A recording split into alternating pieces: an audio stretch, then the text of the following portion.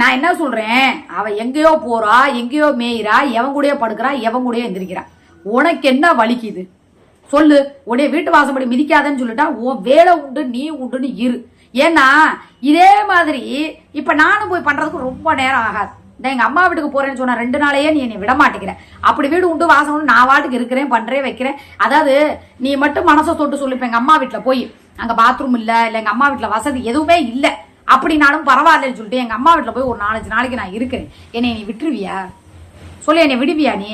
அப்படிங்கும் போது நீ எதுக்கு நடிக்கிற சொல்லு. என் பேரன் தான் எனக்கு உயிர், என் பேரன் தான் எனக்கு உயிருன்னு நீ சொல்ற. சரி, பேரன் உயிர் தானே, ரைட்டு. இப்ப பேரன் தனியா வீட்டுல தானே இருப்பான், வீட்டுக்கு போக வேண்டியதானே, அவனுக்கு பிடிச்சதை சமைச்சு கொடுக்க வேண்டியதானே. சரி, அந்த வீட்டு வாசப்படியை மிதிக்க மாட்டேன், எனக்கு அங்க மிதிச்சாலே ஒரு மாதிரியா இருக்குங்கிறியா? ஒன்னும் பிரச்சனை இல்லை, சம்மந்த வீட்டுக்கு போ. உன் தங்கச்சி, உனக்கு அக்கா முறை தங்கச்சி முறை தானே வேணும், என்ன வேணுமோ வாங்கி கொடு.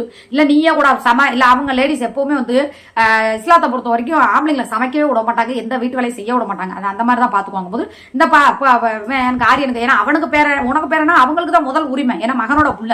அப்படிங்கும்போது அவங்க செஞ்சு கொடுப்பாங்கல்ல, நல்லா நீ கூட சாப்பிடு, படுத்து தூங்கு, நல்லா ரெஸ்ட் எடுத்து அவன் கூட விளையாண்டுட்டு வான்னு சொல்லி நான் சொல்றேன்.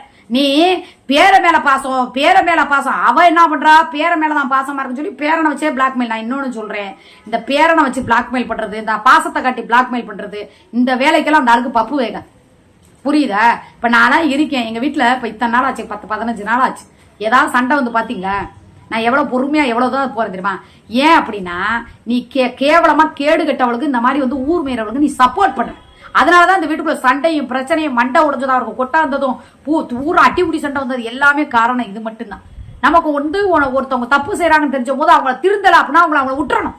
திருப்பி நான் இதையும் ஸ்ட்ரிக்டா சொல்லிக்கிறேன், இன்னொரு வாட்டி அவன் எங்கேயாவது போனா, எவங்கிட்டயாவது போனா, சிக்கிக்கிட்டா, அசிங்கப்பட்டுட்டா, கேவலப்பட்டுட்டா, அவ ஆடியோ வெளியே வந்துச்சு, வீடியோ வெளியே வந்துச்சு, பல்லான படம் வெளியே வந்துச்சு, நான் என் குடும்பத்தை தான் காப்பாத்துவேன், அவளை தான் காப்பாத்துவேன்னு சொல்லிக்கிட்டு திருப்பி அங்க போய் நீ இந்த விளக்கு புட்டிக்கிற வேலையை நீ பார்த்த, இதோட சரி. உன் காசு வேணாம், உன் பழக்க வழக்கம் வேணாம், உன் அரவணைப்பு வேணாம்னு சொல்லிட்டு மூடிக்கிட்டு என் வேலையை பார்த்துட்டு போய்கிட்டே இருப்பேன் நான்.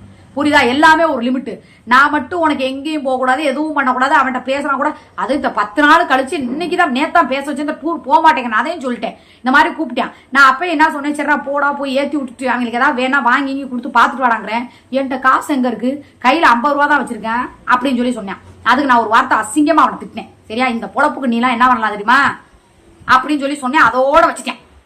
எப்பவுமே அப்படிதான், நான் ஏதாவது பேசணும்னா வச்சிருவான் போன. அப்படிங்கும் போது வெறுப்பாய் விட்டுட்டேன். ஒரு பெத்த பிள்ளைக்கு போய் ஒரு ஸ்நாக்ஸ் வாங்கி கொடுக்க முடியல, ஒரு பீஸ் கட்ட முடியல, ஒரு துணிமணி வாங்கி கொடுக்க முடியல, ஒரு பசுக்கு கூட கொடுக்க முடியல, ஒரு நல்லது கிட்ட பார்க்க முடியல. இவெல்லாம் எதுக்குங்க அப்பேன், இவெல்லாம் எதுக்குங்க வாழணும்னு நான் கேட்கறேன்.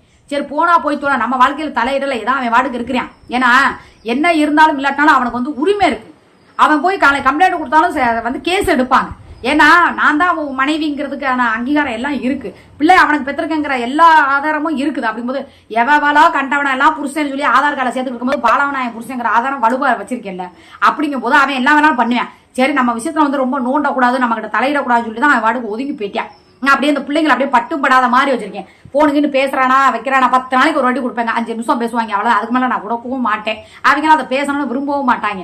அப்படிங்கும் போது நான் என்ன சொல்றேன்னா, இந்த பேரன்னு முதல்ல நீ எல்லாரும் ஏமாத்துறத விடு. பேர மேல பாசமா இருக்கா, எப்படியா போயிட்டாளா, நீ 3 நாள் கழிச்சுதான் அவன் ஊருக்கு வருவா. நான் என்ன சொல்றேன், நீ பேர மேல பாசமா இருக்கிறவன் பேரனை போய் பாரு. இல்ல ஓ வீடு தானே, அது ஓ சுத்து தானே, உன் மயம் இருப்பியான்ல, போ என்ன வேணுமோ அவங்களுக்கு செஞ்சு கொடு, சாப்பிடட்டும். மயம் சாப்பிடுவான்ல, பெரியவன் இருக்கான்ல, சாப்பிடுவான்ல, உன் பேரன் சாப்பிடுவான்ல, நல்லா கூட 1 நாள்ல 2 நாள் கூட இருந்துட்டு வா. உன்னை யாரு கேட்க போறா? அவ மூஞ்சில நீ முழிக்க மாட்டேன், ஓ மூஞ்சில அவ முழிக்க மாட்டா. அது ரெண்டுமே ரெண்டு தான் அப்படித்தான். சரியா? அப்படிங்கும் போது உன் பெரிய மையம் இருக்கான்ல, இப்ப போக வேண்டியதானே. அதென்ன அந்த குழந்தை பிள்ளை இருக்கிறப்பெல்லாம் உனக்கு போக துடிக்க மாட்டேங்குது. அவன் இந்த மாதிரி இப்பயும் சொல்றேன், தன்மானம்னு ஒன்ன நம்ம வச்சுக்கணும். நம்மளை மதிச்சா நம்ம மதிக்கணும். இப்ப நமக்குள்ள வராத சண்டை கிடையாது, வராத பிரச்சனை கிடையாது, எதுவுமே கிடையாது. ஆனா ஒருத்தர் நான் என்ன பண்ணுவேன், இந்த வாசப்படியை விட்டு தாண்ட மாட்டேன். அதே மாதிரி நீ என் கூட சண்டை போட்டா கூட ஒரு நாள் அங்க இருக்கிறதுக்கே ஒரு மாதிரி இது பண்ணிட்டு வந்துருவேன். என் மனசுக்கு தெரியும் நீ தப்பு செய்யறியா செய்யலையா அப்படிங்கிறது எனக்கு தெரியும். அதே மாதிரி நான் எப்படி இருக்கேன், நீ இருந்தாலும் எப்படி இருப்பேன், இல்லாட்டினாலும் எப்படி இருப்பேங்கிறது உனக்கும் நல்லா தெரியும். அப்படிங்கும் போது எங்கிட்டாவது ஒரு பக்கெட்டு இன்னொரு வாட்டியும் நான் அவளை காப்பாற்ற போவேன் அப்படி இப்படின்னு ஏதாவது வாயில வந்துச்சு பிள்ளைங்களா, நான் ஸ்ட்ரிக்டா தான் சொல்லிக்கிறேன். இனி இந்த வீட்டு வாசப்படியே நீ ஏறக்கூடாது. இதை நான் வந்து எப்படி சொல்றது, சத்தியமணி சொல்லாம நான் ஏன் சொல்றேன் அப்படின்னா, இதை வந்து கண்டென்ட் எல்லாம் நினைச்சுக்காதீங்க. சீரியஸாவே கடவுள் மேல ஆணையாதான் நான் சொல்றேன். முருகன் மேல சத்தியமணி சொன்னா முதல்ல அந்த மாதிரி அறிகுறி தெரிஞ்சிச்சுன்னா நான் முருகன் மேல சத்தியம் பண்ணிருவேன். புரியுதா? இப்ப வரைக்கும் வந்து எப்படி இருக்காரு என்னங்கிறது எனக்கு தெரியுது.